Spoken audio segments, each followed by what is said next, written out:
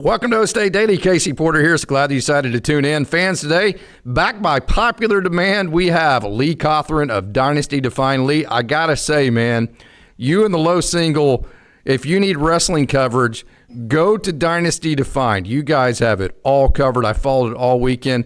I'm a novice when it comes to this sport. You made it so easy for me, so thank you for that. Yeah, there's a lot of guys out there that are doing it.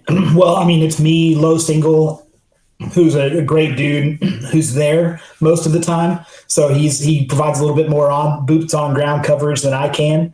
And then Seth Duckworth, those guys, between those two, you can get a lot of great information. And then I just try to fly in and add whatever context I can. But there's a lot of people out there that love OSU wrestling. So it's good to be in good company. And I'm happy to join you and help these folks understand a little bit more what's going on and build more fans of the sport. Yeah. So let's get kind of greedy here. Now, obviously, you're always going to be super, super, super excited about winning a Big 12 championship. But talking to a few people, hey, maybe it could have been better here, could have been better there. But anytime you have 4 first place, 4 second place, a third, and then an 8th place, everybody at least placed somewhere, 4 first place guys. Hard to complain about too much, but was there any parts of this that you thought could have been better?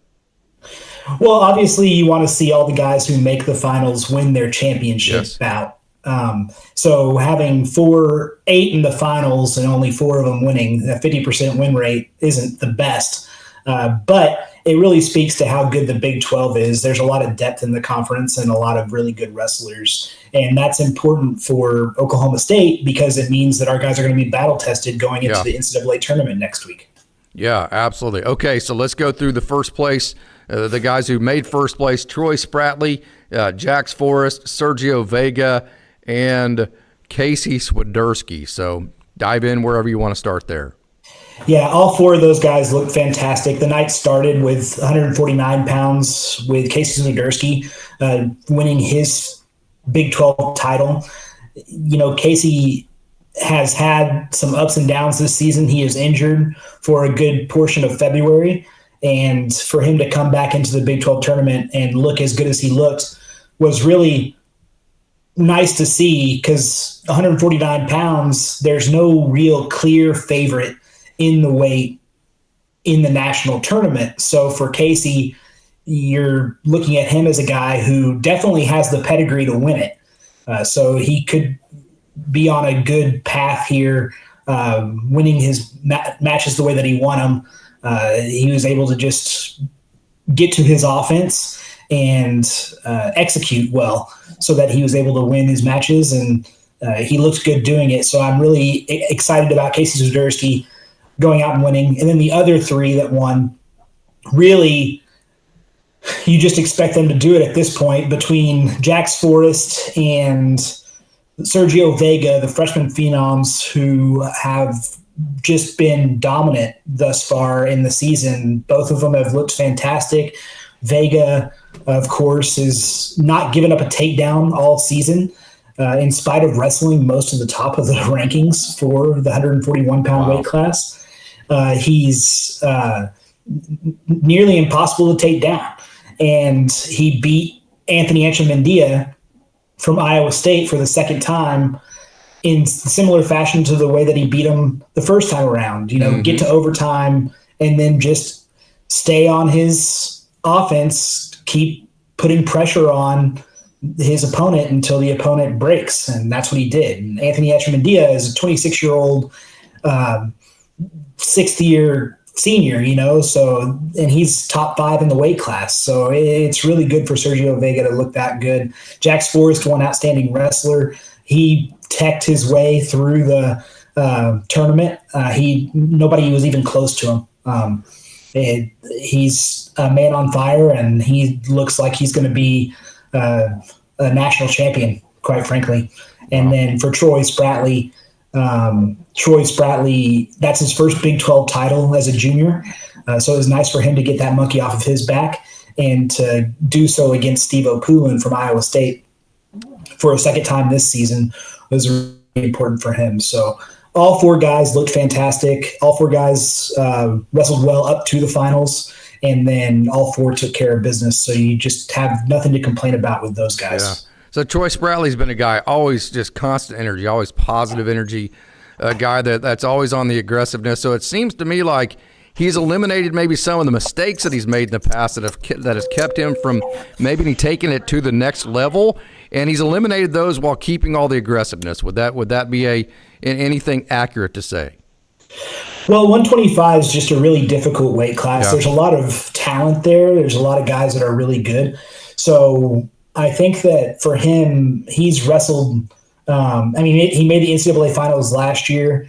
I think for him, it's just taking care of his business and keeping that aggressiveness, keeping that assertiveness. Typically in his losses, you can point to the exact moment where it's like, okay, well, he just made a mistake here, and that's what cost him the match. But I think that he's definitely matured and continuing to mature. And I hope he gets a shot at some of the guys that beat him again at the NCAA tournament. Yeah, absolutely. Okay, so D. Lockett got a second place. Is there anything disappointing about that for you? And do you see, kind of that freshman wall that you might hit? Do you see him maybe kind of wearing down just a touch, being a true freshman? I kind of see that with Landon Robidoux. Okay. Unfortunately, he seems to have lost a bit of a step from what we saw earlier in the season. He came in second place as well. Mm-hmm. And I think that for him, needs to just get back to being confident in his offense, confident in his ability to dominate his opponents. And for him, it's just a matter of believing that he can do it, which he certainly is capable of. Mm-hmm. He can hang with everybody in the country. He's shown that. And I think it's just a matter of, getting over that. Wrestling is hard. Yes. And the wrestling season is long, and these guys get beat up. And if you can overcome your minor injuries and just kind of get your mind right, then I think that Robidoux is going to be really good. But I think that he's hit more of a freshman wall than D. Lockett. Okay. D. Lockett coming in second place is a little bit – it is disappointing because he should beat Nico Ruiz, the guy from Arizona State who beat him in the finals, is not a better wrestler than D. Lockett. Lockett just wrestles a style that is putting him at a bit of a disadvantage when it gets late into a match. If he gets taken down or if he gives up points early, then he has to be able to come back late and finish his double legs. And I just don't necessarily think that it's always the best thing to wait until later in the match. Yeah. It's better to go out and win the thing early. That's something that Troy Spratley's had to learn how to do as well. If you can go score early in the match and get a first period takedown or two, when you're a better wrestler, especially, and which is the case with D. Lockett 99% of the time, then you're setting yourself up to not have to claw back or exert a ton of energy to delay or to go get a win. Yeah. So I think that for D, I think he really needs to listen to his coaching and go score early is the biggest thing for him. He's capable of doing it. He just needs to do it. Yeah, Connor Doucette's kind of learned that lesson too. He came into second place there, and Alex Facundo. Talk about those two. Both of those came in second. Yeah. So Facundo, he ran into a tough wrestler from Collinsville, Oklahoma, named Cam Steed. Yeah. Steed's at Missouri, and while Facundo beat him in the duel, Steed was able to get the better of him in the tournament. I think that's just about right. Those two guys are going to be fighting for fifth, maybe third place at the NCAA tournament. And I think for both of them, they just need to, for Facundo especially, what he needs to do is the same thing. He needs to go score early, and he needs to finish his single legs. He can get to his offense. He can get to that leg. He just hasn't necessarily been able to finish against the top guys in the country, which Cam Steed is one of those, and that's kind of what bit him on Saturday night as well.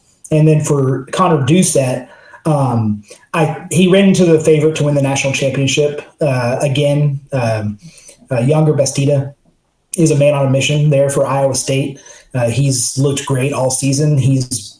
And I think Connor Doucette's the closest guy to him that he's faced. So for Doucette, I think it's just a matter of keeping his confidence, being disappointed in the result of not winning a Big 12 title, but at the same time, knowing that you're right there with the number one guy in the country. Mm-hmm. So go wrestle him again on Saturday night at NCAAs.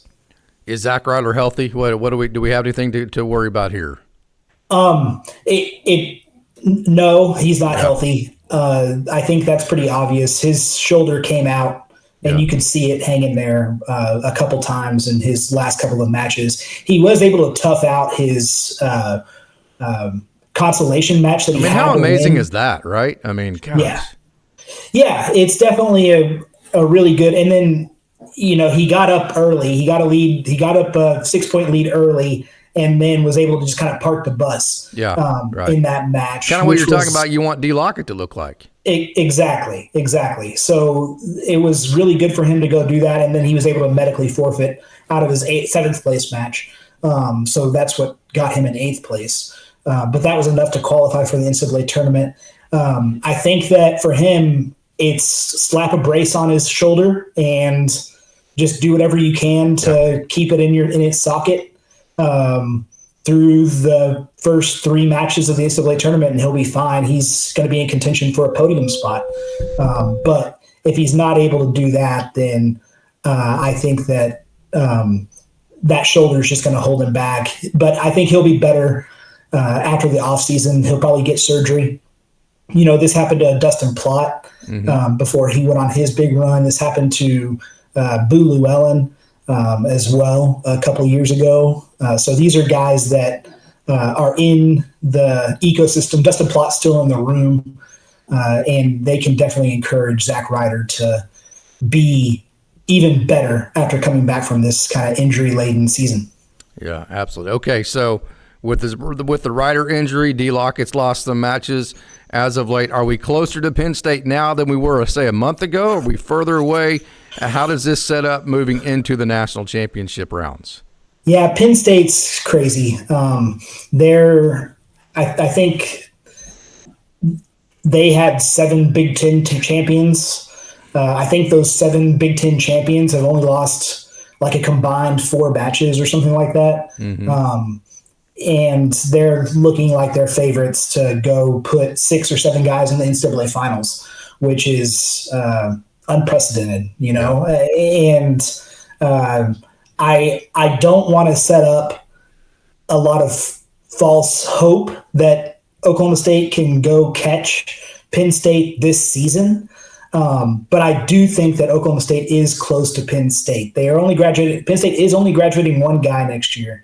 But at the end of the day, Oklahoma State has guys coming in that are going to be really good. The young talent that's already in the room is going to just continue to get better. And that's going to be a real fist fight here, probably starting in 2027 and moving forward. It's going to be a close battle between Oklahoma State and Penn State.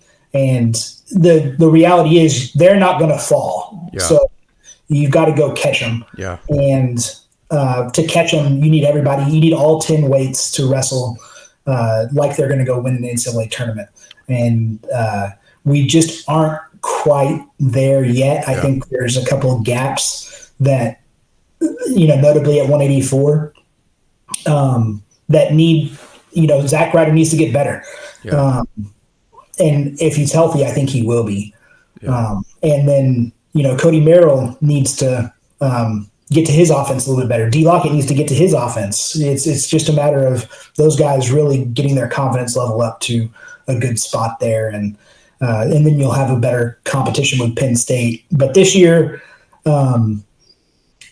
it's not impossible by any means. Anything can happen at the NCAA tournament. We've seen crazy things. I mean, heck, last year with Wyatt Hendrickson beating Gable Steveson, that was considered an impossible task.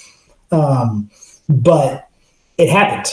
So nothing is impossible. And I'm, there's a sign right above me that says I got that Ted Lasso believe sign up there for a reason.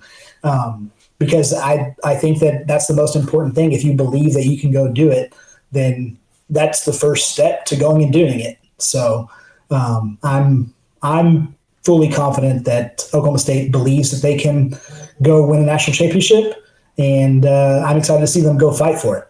Lee Cothran, Dynasty Defined. Tell us how we can follow you and how we can follow the national championships through Dynasty Defined. So nationals are in Cleveland this year. Next week, Thursday through Saturday, the mats will be on ESPN Plus on Thursday and Friday, and the championship round will be on ESPN on Saturday night. Now, I go to my father and I go to the NCAA championships every single year, and it's the best event in sports. If you tune into one session, tune into the Friday night session, because it is that is the night that guys are becoming All-Americans. Mm-hmm. So they're wrestling. Is that the blood round? It's the blood round. Yeah. It's the semifinals on the championship side. So you've got those 20 guys wrestling for a spot in the national finals, and then you've got the round of 12. Which is on the consolation side. You've got all of those guys wrestling for All-American status. Oof. So if they win on Friday night, they're All-Americans. Oof. And it's just their entire lives accumulates to this one moment. Yeah. And you can really feel, if you're in the arena especially, you can really feel the stress and the passion and the excitement and the victory, the thrill of victory, the agony of defeat, all right there. It's the best night in sports, in my opinion. So check out Friday night if you check out anything, and you'll see what I'm talking about. But if you can go to a championship, it's even better in person. So it's a fantastic event. I'll be there. I'll be tweeting, so go follow me on Twitter at Dynasty Defined, and then you can get more in-depth analysis from guys like Seth Duckworth in the low single out there. They'll be tweeting from afar, and then, of course, if you go listen to the Dynasty Defined podcast on Spotify, Apple, YouTube, you can find us in all the same places. Dayton Fix and I will be breaking down the brackets here after they come out tomorrow. Today is Tuesday the 10th, so they'll come out Wednesday the 11th. We'll break down the brackets, and we'll give a good deep dive into what needs to happen to go win a national championship for Oklahoma State. Outstanding. Lee Cothran, Dynasty Defined. Thank you so much. Always a pleasure to get to speak with you. Thank you so much. Yeah, absolutely. Thanks for having me on. I really appreciate you.